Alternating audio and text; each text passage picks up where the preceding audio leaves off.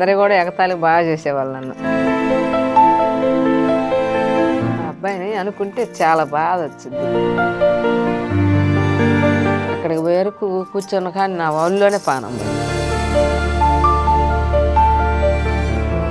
ఊర్లో నానా రకాలుగా మాట్లాడినాం. ఒక 2 సంవత్సరాలు కూడి నిల్లాం మాకు. అమ్మా నమస్తే. నమస్తే అమ్మ. నమస్తే అయ్యా.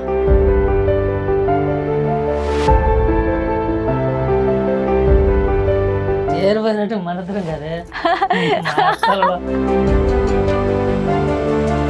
ఏమయ్యా బుర్ర మేసాలు కట్అవుట్ ఆసాని.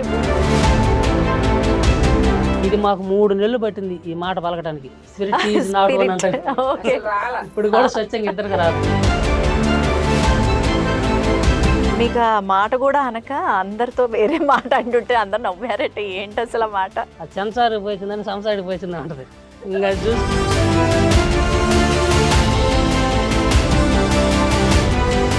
ఇంతకీ దీనిలో నటీనటుల విషయానికి వచ్చేసరికి ఎవరెవరు యాక్ట్ చేశారు? నువ్వు చెప్పమని చెబుతున్నా. మరి నాకు పెద్ద నేను నిర్మాత బాబు గారు ఉండమ్మా, సత్యప్రకాష్ గారు, చిత్రం సీను, ఇంకా ఇద్దని పోయినప్పుడు ఎన్ను చూపియొద్దురా అని రాజులు అంటున్నారు.